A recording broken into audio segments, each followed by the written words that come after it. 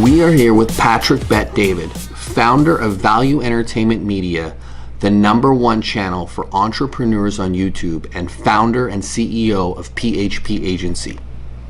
Patrick, thank you so much for being here. Jayson, how you doing? Good. Jayson, how are you, Patrick? Excellent. Thank you. Okay. Let's get into it. Let's get into it. So tell me, Patrick, I mean, you've been doing this value entertainment now for quite some time. I know you've been meeting with some intricate guests. Who would you say the most intricate, interesting person you've met with is? So I'd say probably, it varies. You know, you got John McAfee, who was extremely strange when we got there with his lack of trust for media, military, FBI. The guy had AK-47s, M4s all over the place with guys who were strapped the entire time, former special forces guys. There was 9 dogs in the background while we're doing the interview. Wow. That was different. Gloria Allred was very different. Michael Francis, who was the former mobster, now a good friend, extremely intelligent, and the way he sized you up and he watched you, and his level of knowledge deeper than just a mob world and politics and power and sports. Very interesting guy, but each of them's interesting in their own way when you sit with these guys. Mm-hmm. I actually watched the one with Michael, and I thought that your questions were phenomenal. And it was very, very interesting. I mean, that one really caught my attention from beginning till end. I mean, when you're doing these interviews, I mean, how are you selecting these type of guests? Like, what's the process in that? Yeah, so for me, we have to be interested. So it's not, we'll get calls and emails. If I show them to you, we'll pay $50,000, interview me. I am the CEO of such and such company. I think I'd be good for Valuetainment. We don't work that way. We didn't do Valuetainment as a source of wanting to make money. We did Valuetainment because it was a hobby for me when we started it. It was never the idea of becoming a business, and now it became a business. Let me explain what ended up happening with Valuetainment. Originally, the YouTube channel was called Patrick Bet-David. I decided to change it 2 years into it, and I said, listen, what we offer is value, entertainment, and it's becoming a movement. Why don't we call it Valuetainment? I said, I bet nobody has that name. Somebody has that name. It's a publicly traded company in Europe called Valuetainment. It's a big media company. You can buy their stock, et cetera, et cetera.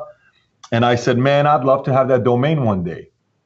And then we started creating so much content that he had to change his company's name. He changed his company's name from Valuetainment to Valuetees.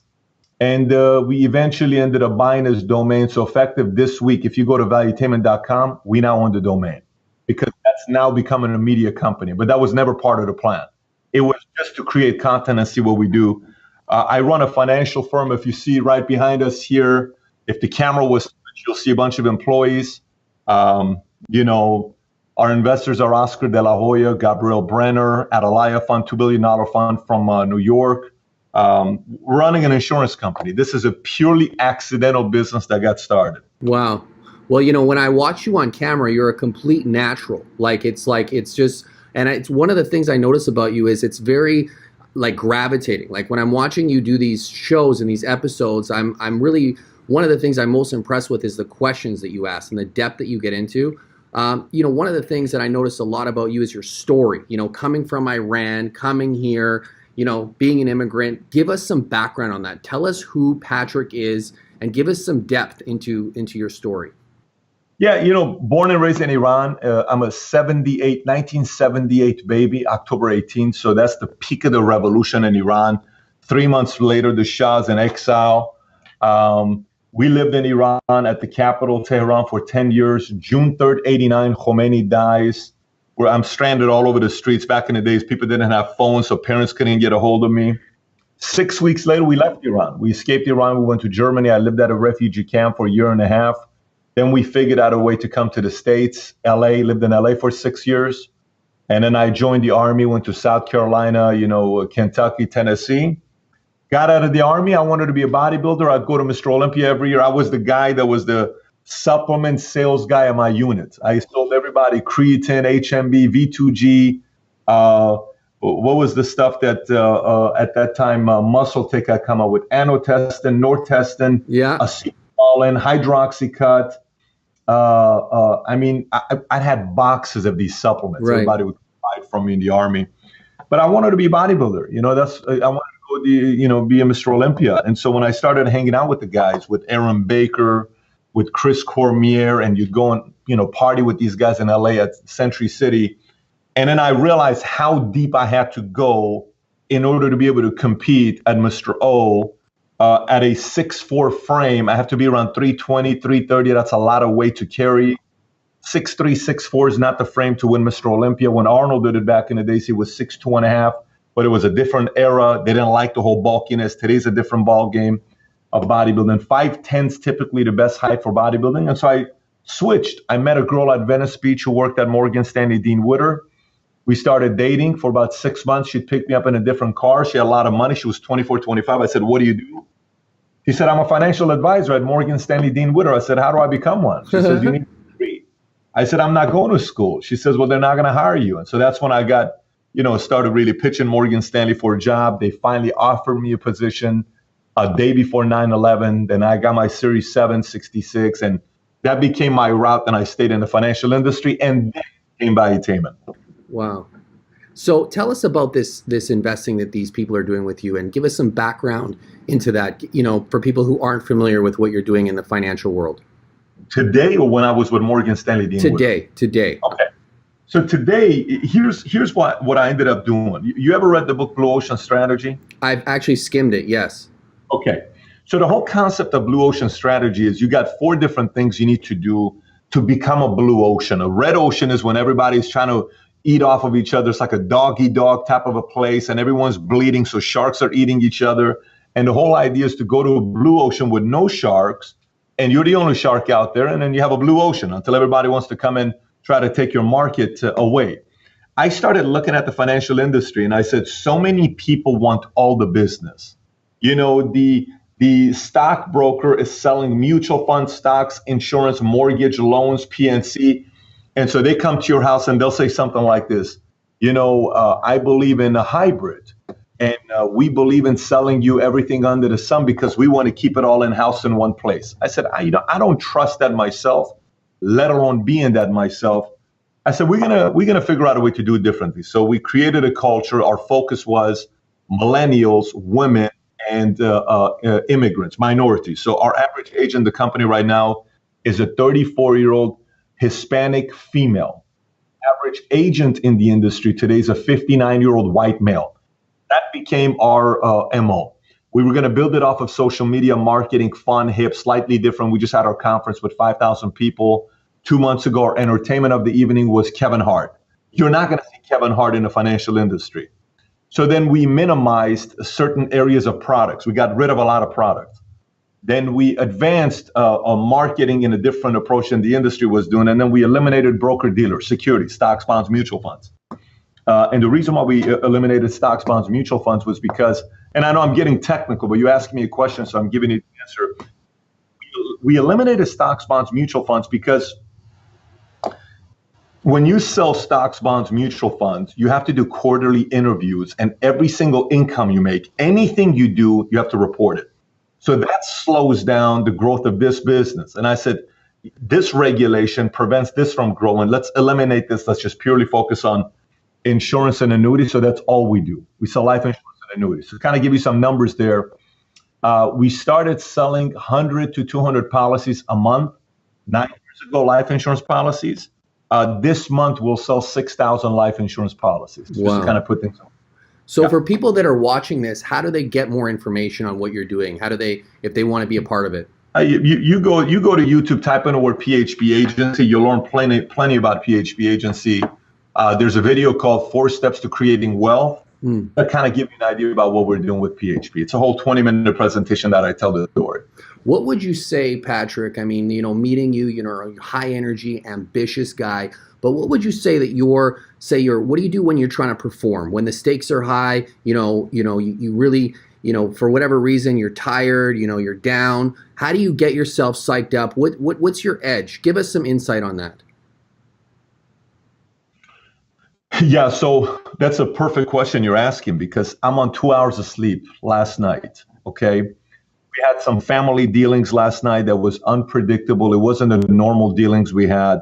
And so I slept at 3:30, woke up at 5 o'clock. I've not slept since 5 o'clock. My body right now is running on fumes. And this is not normal, by the way. I'm not trying, some guys you talk to, they say, oh, I've had 2 hours of sleep and I do this every day. No, that's not how the body functions.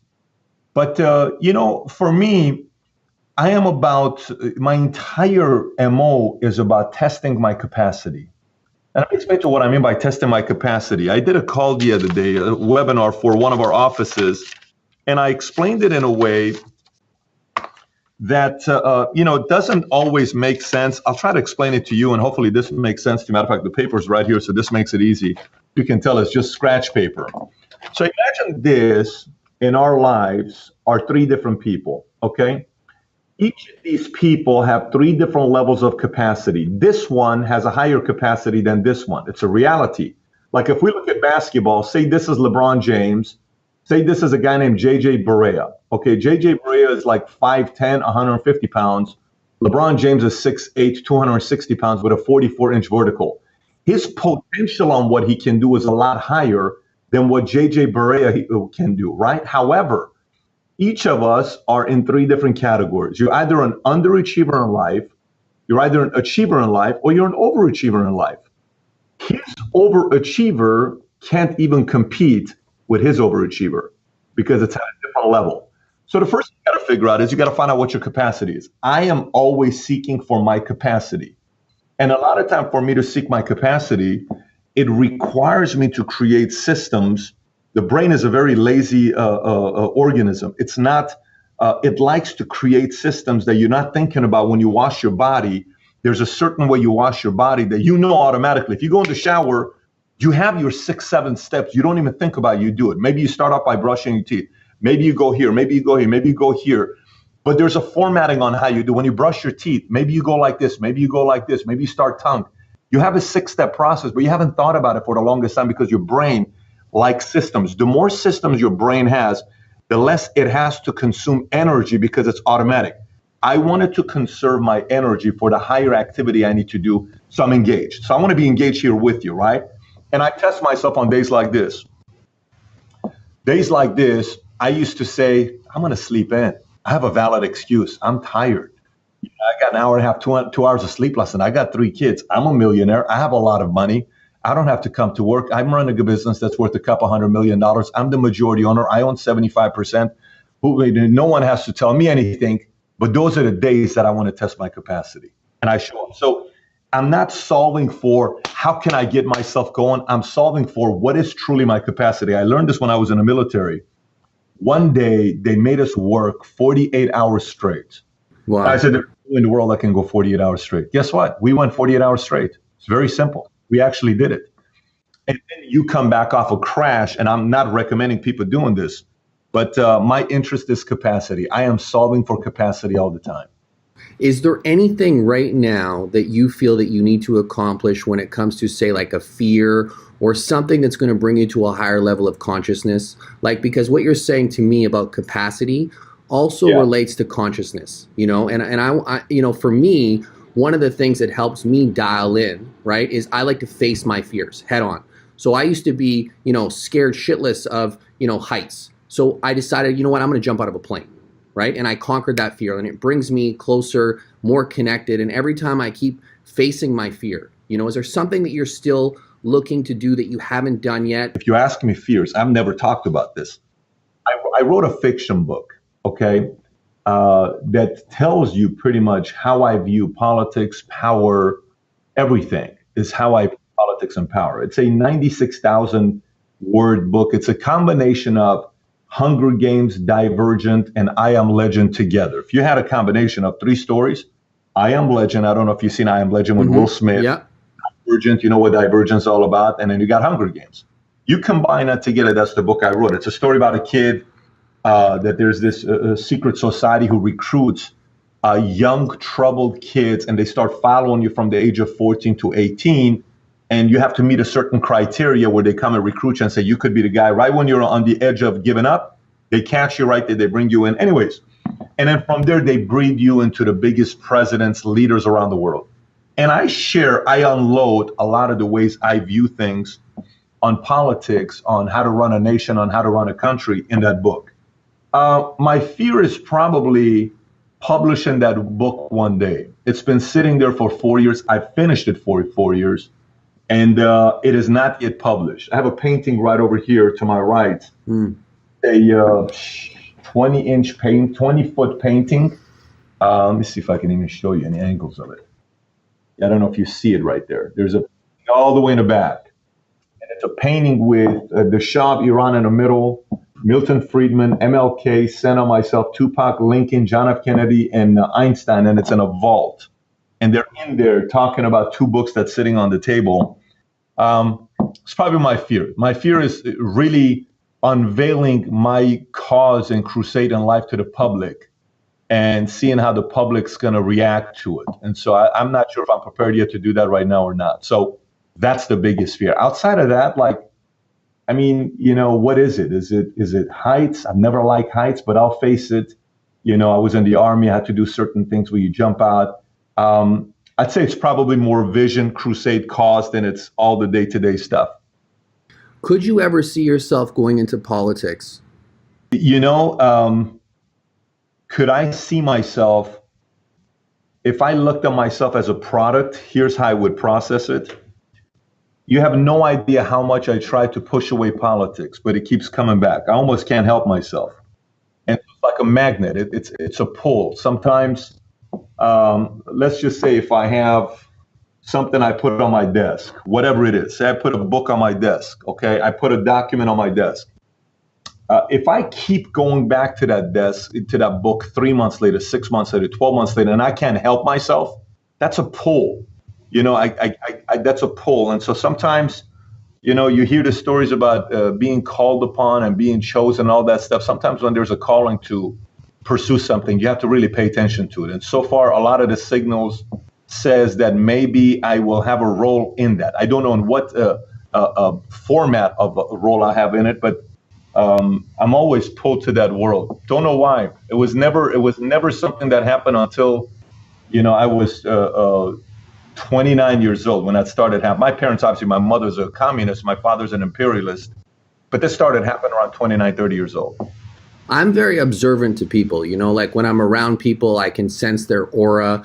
And, I like to go and I like to find people in their job, whether it's A&W, and I hire people based on attitude, So, I don't see the title. When I'm listening to you today, what I really hear and what I really feel is I see you in a high level political role.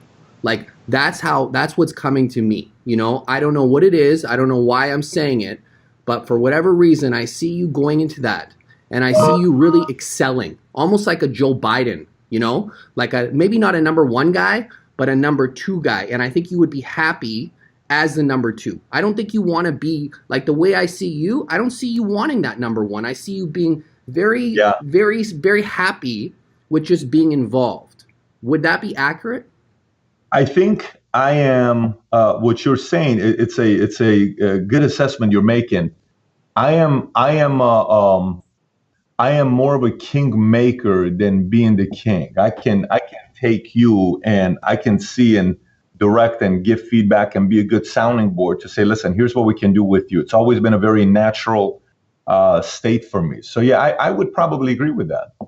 I could definitely see you really excelling in that. And I think that, I would love to read your book. And I hope after today you take action and publish that book, because I've got a book coming out too. And I've been working on it for the last 2 years, but I'm moving every day, every second. I wake up in the morning and I just spend 1 hour every day to get this book out there. It's called Unleash the Barracuda, and my book is about people that are going through life. They want more. It's not about money. We're at the stage now where I'm not fulfilled. I've been very successful since I was 22 years old, right? So for me, it's not, I don't need a new watch. I don't need a new car. I need the fulfillment. I want to go after my dreams. So when I say like unleash the Barracuda, people are like, well, what does that mean? That's the moment that you decide to take action. That's the moment that you decide you want more for your life, whatever that is. When I speak to you, I totally see you as a kingmaker. I see you as an exceptional kingmaker. I appreciate the kind words. And by the way, I want you to know I've published 4 books. This just so happens a political book I don't want to publish. We're working right now with a Simon & Schuster book that's going to be coming out here soon that has to do with how to make decisions and how to process, like, what is my exact system that I teach our board, our executives, that gets to a decision, the right decision to be making. That book is coming out here very soon, probably in the next 6-7 months. I'd say end of second quarter, early third quarter with Simon & Schuster. But this other book was purely politics. Running on 2 hours sleep. You've been amazing. We really appreciate you coming on the show. And, thank you so much for your time today, Patrick. Thank you as well. Thank you. Take care.